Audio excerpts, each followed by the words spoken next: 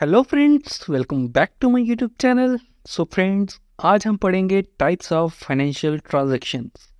सो friends, transactions तो आप सबको पता ही होगा। ट्रांजैक्शन होता है लेन देन। हम किसी से कोई चीज़ लेते हैं, उसके बदले उसको कुछ देते हैं, तो इसको बोलते हैं ट्रांजैक्शन। सो फ्रेंड्स, इस वीडियो में हम कवर करेंगे सभी तीनों टाइप्स की ट्रांजैक्शंस जो कि होती हैं। अगर आपको ये वीडियो अच्छी लगी तो प्लीज़ चैनल को लाइक करें, शेयर करें और सब्सक्राइब करें। फ्रेंड्स, ये वीडियो बहुत ही बेनिफिशियल रहने वाली है आपके लिए। Hope so you will enjoy it. Video को लास्ट तक ज़रूर देखना। Let's start our today's video lecture. Types of transactions. Transactions जो है तीन तरह की होती हैं। एक होती है NEFT, NEFT, RTGS and IMPS. NEFT stands for national electronic fund transfer, RTGS real time gross settlement, IMPS immediate payment services. So friends, हम पढ़ेंगे तीनों टाइप्स की ट्रांजैक्शंस। सो सबसे पहले स्टार्ट करते हैं नेफ्ट से। National centralize payment system owned and operated by RBI. So NEFT जो है, इसको ऑपरेट कौन करता है? आरबीआई। किसके थ्रू ऑपरेट होती है ये? आरबीआई के थ्रू। और नेफ्ट जो है ऑपरेटेड इन बैचेस। जो नेफ्ट है ये बैचेस में ऑपरेट करती है। इट मीन्स जैसे कि इसको हम रियल टाइम ऑपरेशन नहीं कहते, क्योंकि जब आपने कहीं मनी ट्रांसफ़र करनी है तो आप बैंक में दोगे अपनी स्लिप लिख के कि हमने इतनी मनी आगे सेंड करनी है किसी और अकाउंट में, ठीक है। और वो उसी वक्त आपकी मनी ट्रांसफ़र नहीं करेंगे। उन्होंने अपना एक शेड्यूल बनाया होगा, जैसे half yearly, 2 yearly, 2 hourly, half hourly और 3 आवरली, ठीक है। और पर आवर, ठीक है। इस तरह से उन्होंने शेड्यूल बनाया होगा। 1 घंटे में जितनी उनके पास कलेक्ट होंगी ट्रांजेक्शन्स, वो 1 घंटे के बाद वो उसको कर देंगे आगे फॉरवर्ड, ठीक है। ऑपरेट करेंगे उसको 1 घंटे बाद, आधे घंटे बाद, 2 घंटे बाद, जितना उन्होंने शेड्यूल बनाया होगा। इसको हम बोलते हैं बैचेस। इसको हम रियल टाइम नहीं बोलते, क्योंकि वो उसी टाइम आपकी ट्रांजेक्शन नहीं करते। वो अपनी शेड्यूल के accordingly half yearly, half hourly और आवरली और 2 आवरली, इस तरह से उसको ऑपरेट करते हैं। NEFT can be use round the clock on all days. NEFT जो है ये आप राउंड द क्लॉक 24 घड़ी पे, रात को, दिन को, शाम को, जब आपको टाइम लगे आप तभी ये ट्रांजेक्शन कर सकते हैं, ठीक है। No limit on amount by RBI.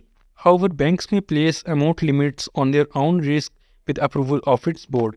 RBI NEFT के ऊपर कोई लिमिट नहीं लगाता, लेकिन जिस बैंक में आपका अकाउंट है या जिस बैंक में आपने ट्रांसफ़र करने हैं, वो बैंक खुद से अपने बोर्ड की सजेशन लेके खुद से उस पर कुछ लिमिट लगा सकता है। सपोज पर डे वो लगा सकते हैं 50 लाख का, 50,000 का, 40,000 का, 3 लाख, 1 लाख, जितनी वो लिमिट लगाना चाहें ट्रांजेक्शन की, उतनी लिमिट वो लगा सकते हैं। ये आरबीआई के थ्रू नहीं, वो उनकी खुद की बोर्ड की सजेशन के थ्रू लगा सकते हैं, ठीक है। Next is person with no bank account can also send money to a person having bank account in any other branch or bank, but here is the limit of transaction of rupees 59,000, ठीक है। इसमें यह है कि अगर suppose मेरा कोई bank में अकाउंट नहीं है, लेकिन मुझे पैसे भेजने हैं अपने किसी कलीग को, अपने रिलेटिव को, अपने कज़न को मुझे पैसे भेजने हैं, तो मैं इसमें क्या करूँगा? मैं खुद बैंक में जाऊँगा और वहाँ पे उनको पैसे दूंगा कि मुझे ये जो पैसा है ये फलाने अकाउंट में सेंड करना है, और वो मैं कर सकता हूँ नेफ्ट के थ्रू, ठीक है। इसमें क्या होगा कि जो बैंक है वो अपने बिहाफ पे कुछ फ़ी चार्ज कर सकता है और वो आपकी ट्रांजैक्शन हो जाएगी थ्रू नेफ्ट। फिर एक क्वेश्चन आता है कि क्या हम नेफ्ट के थ्रू किसी दूसरी कंट्री में पैसे भेज सकते हैं? क्या दूसरी कंट्री के किसी बैंक में हम ट्रांजैक्शन कर सकते हैं नेफ्ट के through? Yes, answer is yes. Person can send money from any NEFT-enabled bank branches in India to Nepal only through Indo-Nepal Remittance Scheme. Beneficiary will receive funds in Nepali rupees, ठीक है। और किसी देश में हम NEFT के through नहीं भेज सकते एक्सेप्ट नेपाल, बिकॉज नेपाल के साथ हमारी एक ट्रीटी, हमारी एक अमेंडमेंट साइन हुई है, जिसको हम बोलते हैं Indo Nepal remittance scheme.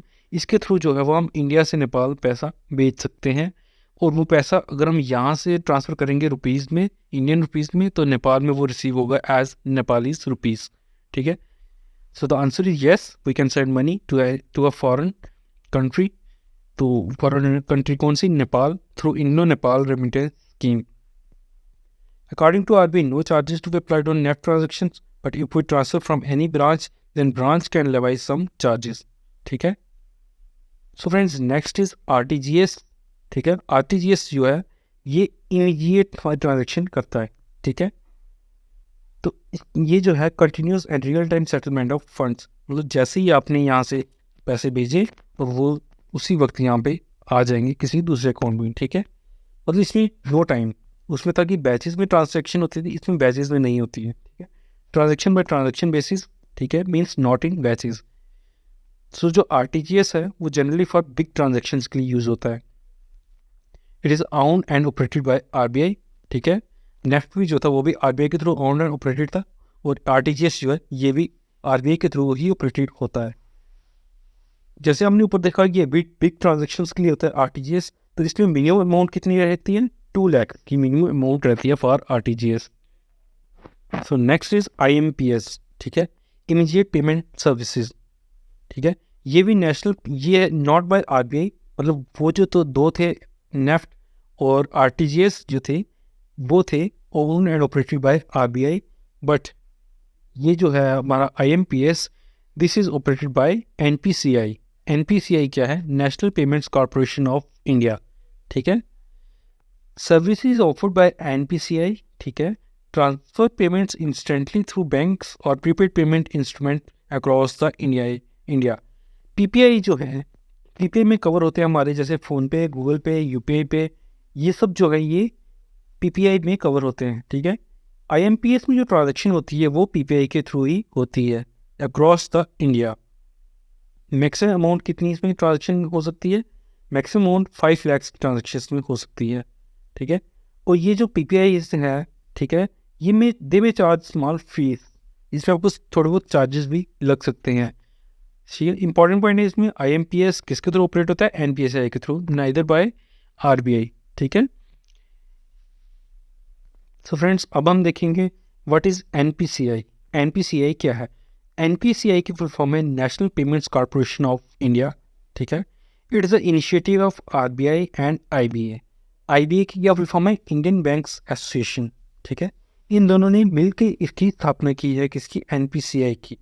Founded in 2008 under payment and settlement systems act 2007। ठीक है, इस एक्ट के तहत एनपीसीआई की फॉर्मेशन हुई है। कौन सा है? Payment and settlement system act 2007, उसकी स्टैब्लिशमेंट हुई है 2008 में। NPCI is incorporated as not for profit company under section 8 of companies act 2013। ठीक है, 2013 का जो कंपनीज एक्ट है के थ्रू ये इनकॉर्पोरेट हुआ है as a not for profit company. So अब हम जानेंगे नॉट फॉर प्रॉफिट, इसका क्या मतलब है? Not for profit means suppose एक कंपनी है, ठीक है, और कंपनी में उसका खर्चा कितना आता है? 1000।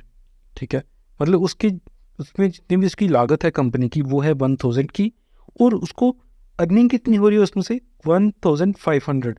ठीक है, 1500 की उसको अर्निंग हो रही है, उसके मतलब उस 1000 के खर्चे से इसको 1500 की अर्निंग हो रही है। सो इसमें जो 500 एक्स्ट्रा आ रहा है, ये जो इसमें 1500 और 1000 का जो खर्चा था, 1500 अर्निंग हो रही है, इसमें जो 500 रुपया बच रहा है, तो वो जो 500 है वो कंपनी खुद एज अ प्रॉफिट के लिए यूज़ नहीं कर सकती। ये जो 500 रुपया इसमें बचेगा ना, वो कंपनी के ही बेनिफिट के लिए यूज़ किया जाएगा, ना कि उसके ऑनर के प्रॉफिट में वो ऐड ऑन होगा, और ना ही उनकी मतलब सैलरीज या फिर किसी भी और चीज़ के लिए वो ऐड ऑन होगा। वो केवल कंपनी के ही बेटरमेंट के लिए, जो कंपनी का उसमें इंफ्रास्ट्रक्चर आ जाएगा, मशीनरीज आ जाएंगे, मतलब कंपनी की बेटरमेंट के लिए ही वो यूज़ होगा। ठीक है, सो इस तरह के हम प्रॉफिट को हम बोलते हैं नॉट फॉर प्रॉफिट। ठीक है, और एनपीसीआई के हेडक्वार्टर्स कहाँ हैं? इसके एनपीसीआई के हेडक्वार्टर्स हैं मुंबई, महाराष्ट्र में। So friends here is the logo of NPCI. ठीक है, ये लोगो है एनपीसीआई का। NPCI promoted by 10 major promoter banks, जिनमें एसबीआई और पीएनबी भी इंक्लूडेड है। सो एनपीसीआई में क्या क्या इंक्लूड होता है? ठीक है, इसमें इंक्लूड होता है यूपीआई, रुपे, भीम, नाच, IMPS, star 99 hash, CTS, NTS, FASTag. ठीक है, ये भीम ऐप जो आप यूज़ करते हैं, ई रुपे, ऑटो पे, UPI, Bharat bill pay, certification zone, ये सब जो है ये एनपीसीआई में इंक्लूड होते हैं। सो फ्रेंड्स लास्ट टॉपिक है हमारा इसमें, ये है नेशनल फाइनेंशियल स्विच। ठीक है, नेशनल फाइनेंशियल स्विच क्या होता है? ठीक है, कई बार एग्जामिनर क्वेश्चन पूछ लेता है आपको कंफ्यूज करने के लिए, बिकॉज यूजुअली आपने ये टर्म नहीं सुनी होगी। सो अभी हम पढ़ेंगे नेशनल फाइनेंशियल स्विच क्या होता है। National Financial Switch, it brings interconnectivity between bank. It means we can use ATM card of one bank in ATM of other bank. ठीक है, आपने देखा ही होगा जैसे कि आपके पास सपोज करो SBI का आपके पास ATM कार्ड है। ठीक है, सो SBI का जो ATM कार्ड है वो आप HDFC बैंक के ATM में भी यूज़ कर सकते हैं, PNB के ATM में भी यूज़ कर सकते हैं, या और किसी मास्टर कार्ड ATM में भी आप यूज़ कर सकते हैं। सो इसको क्या बोलते हैं, इसी चीज़ को हम बोलते हैं national financial switch, NFS, large network of shared ATM। ठीक है, और national financial switch is also run by NPCI। इसको कौन रन करता है, NPCI। So friends, let's conclude our today's topic. Now let's know some differences between NEFT, RTGS and IMPS। So friends, इन differences से आपको याद करने में ईजी रहेगा। ठीक है, सो फर्स्ट इज नेफ्ट। इसको हम बेसिस रखेंगे मिनिमम ट्रांसफर वैल्यू। सो नेफ्ट के थ्रू मिनिमम ट्रांसफ़र वैल्यू हम कितना, 1 रुपये से हम ट्रांजेक्शन कर सकते हैं मिनिमम, और मैक्सिमम तो आपको बैंक खुद डिसाइड करेगा। जो RTGS है, हमने देखा कि ये बेसिकली लार्जर ट्रांजेक्शन्स के लिए होती है। सो इसमें मिनिमम वैल्यू है 2 लाख की। IMPS में मिनिमम वैल्यू है 1 रुपये। पेमेंट ऑप्शंस, ठीक है, जो IMPS है ये केवल ऑनलाइन बेस है। आपने देखा होगा जैसे ये गूगल पे, रूपे, UPI, इसको आप ऑफलाइन थोड़ा यूज़ कर सकते हो। ठीक है, ये तो ऑनलाइन ही यूज़ होगा, इसलिए IMPS जो ऑनलाइन यूज़ होता है, और जो नेफ्ट और RTGS हैं ये दोनों ऑनलाइन ऑफलाइन दोनों तरीके से यूज़ हो सकते हैं। सो मैक्सिमम वैल्यू, नेफ्ट की मैक्सिमम वैल्यू कोई नहीं है, RTGS की मैक्सिमम वैल्यू कोई नहीं है, लेकिन IMPS जो कि ऑनलाइन हम यूज़ करते हैं उसकी मैक्सिमम वैल्यू है 2 लाख। ठीक है, सेटलमेंट टाइप, हमने देखा नेफ्ट जो है वो बैचेस में ऑपरेट होता है, इसलिए ये बैंक खुद डिसाइड करता है उनको हाफ आवरली रखना है, 1 आवरली रखना है, 2 आवरली, 3 आवरली, ये बैंक खुद डिसाइड करता है। सो हम बोल सकते हैं कि ये जो सेटलमेंट टाइप नेफ्ट की है ये बैच ऑपरेटेड। ठीक है, RTGS और IMPS जो है ये रियल टाइम है, मतलब जिस तरह जैसे ही आप ट्रांजेक्शन पे ओके करोगे वो वैसे ही आगे किसी और जिसको आपने सेंड करना होगा उसको वहाँ तक पहुँच जाएंगे। इनवर्ट ट्रांजेक्शन चार्जेस, नेफ्ट और RTGS जो है ये कोई चार्जेस नहीं इम्प्लाई करते, लेकिन IMPS जो है वो चार्जेस लेता है। ठीक है, तो ये थे main differences between NEFT, RTGS, IMPS, जो कि सबको पता होनी चाहिए। सो फ्रेंड्स, यहाँ से क्वेश्चन एग्जाम से बने या ना बने, लेकिन ये एक जनरल टॉपिक था जो कि सबको पता होना चाहिए था। होप सो आपको लेक्चर अच्छा लगा होगा। वीडियो को लाइक करें, शेयर करें और सब्सक्राइब करें। Thank you friends.